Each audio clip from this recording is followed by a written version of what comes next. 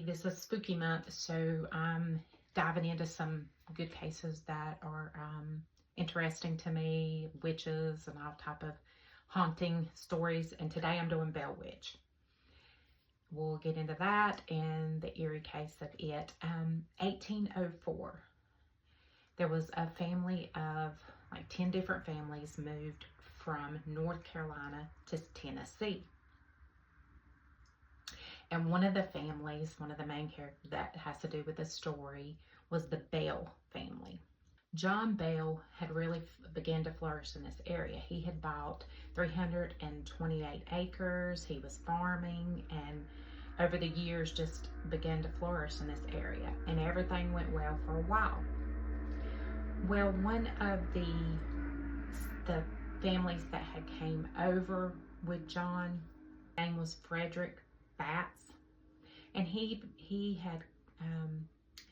got injured and he needed money desperately.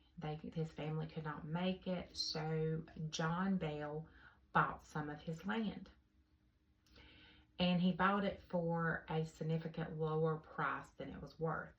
Well, Frederick Batts' wife, Kate, was not happy with that. She felt like he had been swindled, he had gotten cheated into this. She was not happy with John Bell and the price he paid for the land.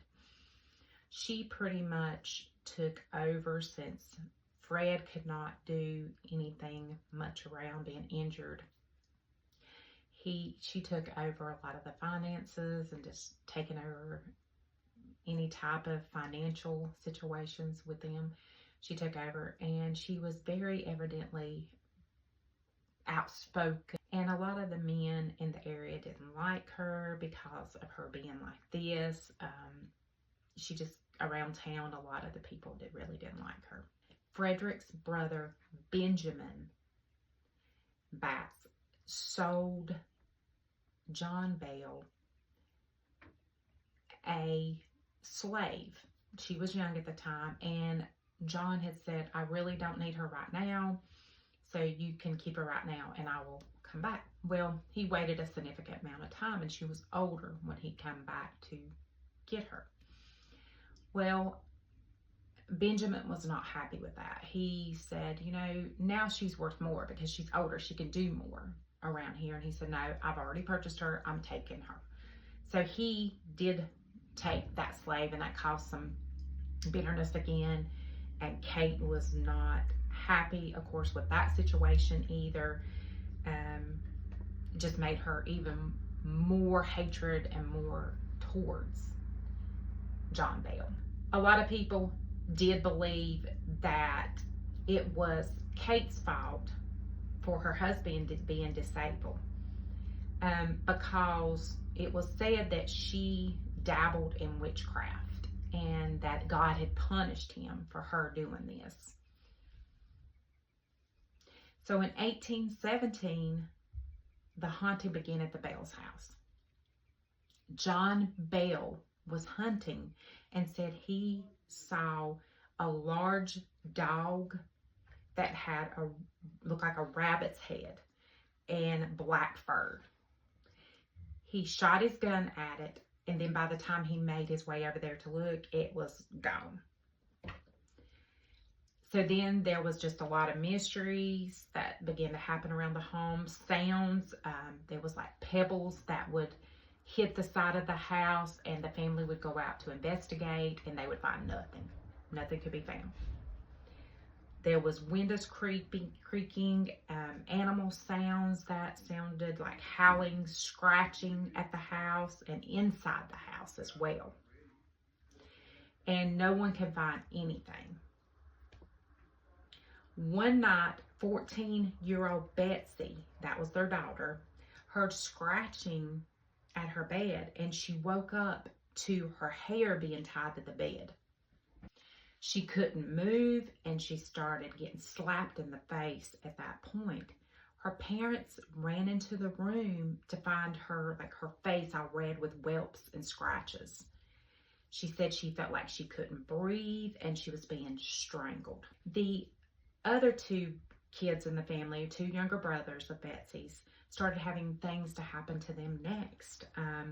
Like sound like something chewing on their beds at night, and sounds more like rats or something chewing loudly on their bed. Then John Bell started having terrible symptoms. His tongue swelled up. He had paralysis on one side of his face.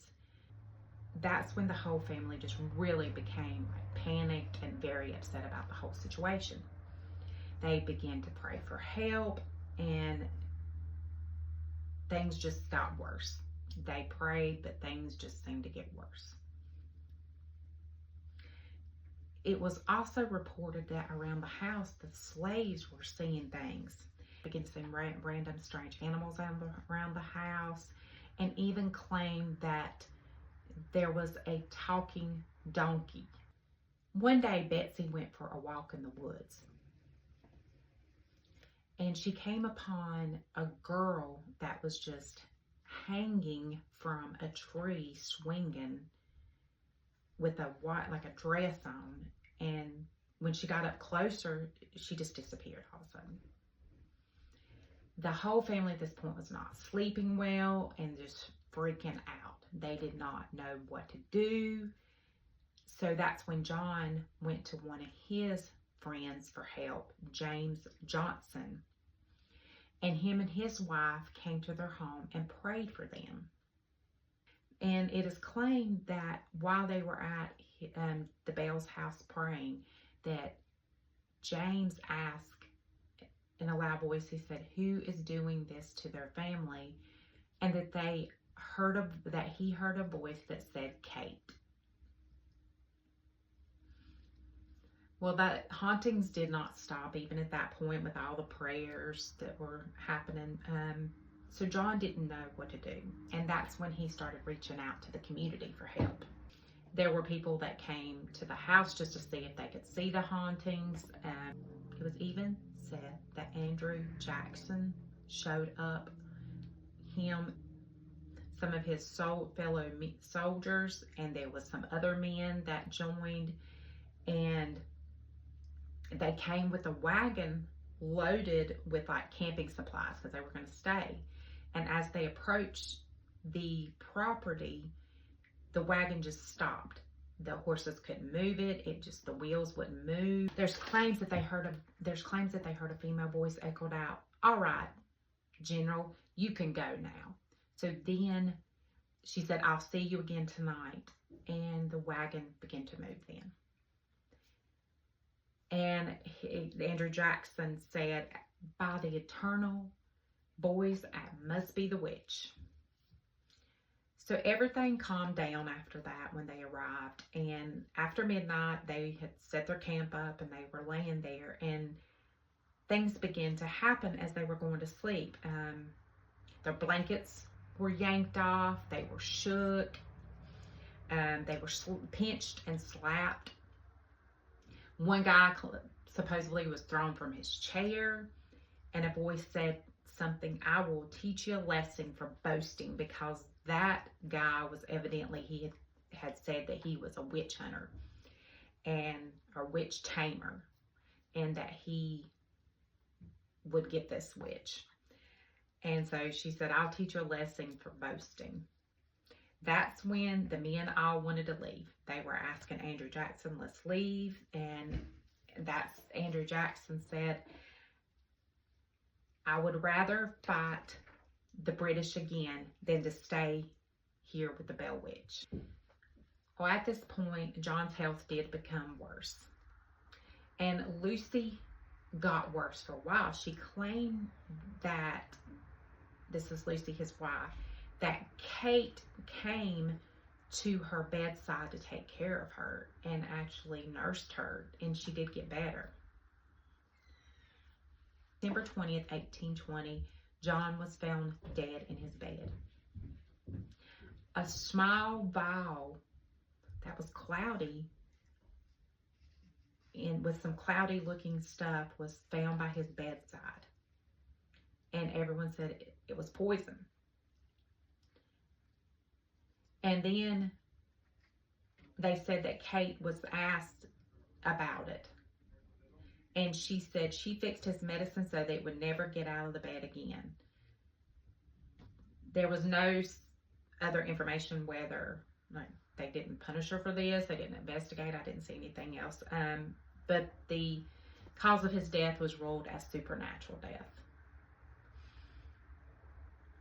It was said that Kate mocked his death at his funeral, laughing at his funeral.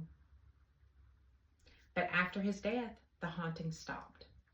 In 1821, his daughter became engaged to Joshua Garner.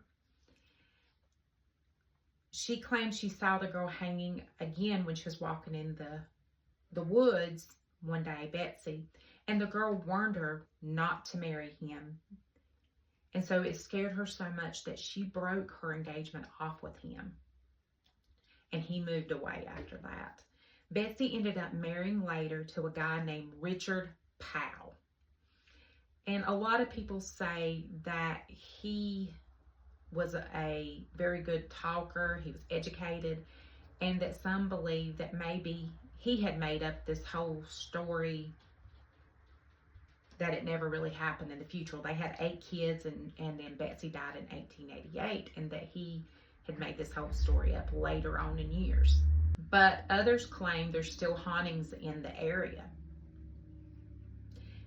In 1833, the house was torn down, but there is a cave on the property that is still a tourist attraction to this year. It was claimed that the Bell Witch, when she was not haunting the residents, that she would stay in the cave. So that cave is a major tourist attraction now. But it's also rumored that you are not supposed to take anything from that cave. That it has been known that someone once took something and he died a horrible death. So those are all rumors that go around from the cave itself. I know a lot of you've had to have heard of the Bell Witch. Tell me your thoughts on this, and if you've ever visited the historical site, the cave, or in the area. There's some movies that have been made from this. The Blair Witch Project is definitely one that was made from, like, representation of this, some of the ideas of it. And let me know what you think about this. I don't know how much I really believe in this, or if it's all just made up folklore.